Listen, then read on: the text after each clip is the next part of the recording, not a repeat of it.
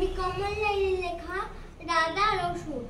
হুটুমপুরে রাজসভাতে ভীষণ করলোল, দুদিন ধরে খাইনি রানী, পেটের গন্ডগোল।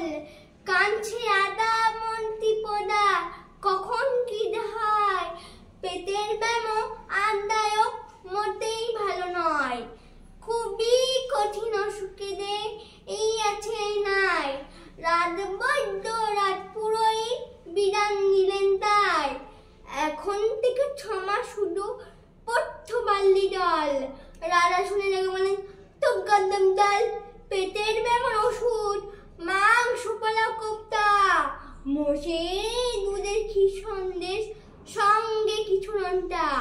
রাধার বলা ফর্দ শুনে ঠুটলো সেপাই মন্ত্রী, নতুন সুরে টান পড়েতেই সুর বানালো দন্তি।